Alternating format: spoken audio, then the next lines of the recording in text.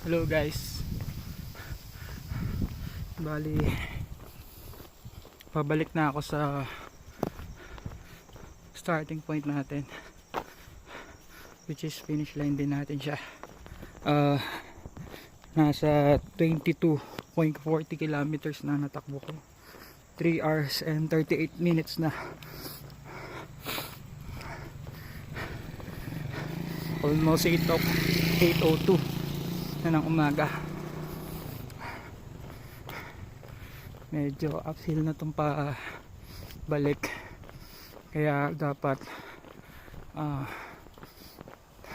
kalkulado na yung lakas or effort na ibibigay.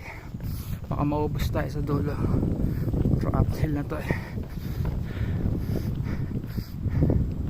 hingal na. So pero maganda yung scenery, kaya compensated niya yung pagod. Saktong sakto lang para sa recovery run.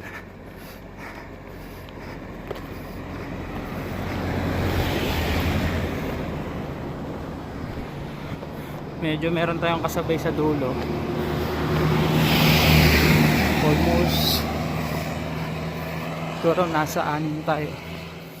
Isa tayo sa 6 na nahuli sa ganyan, pero laban lang. So yan, target pa rin is 6:30, 6 hours and 30 minutes or 7 hours. Late kasi tayo muna sa gun start pero kaya yan. Let's go.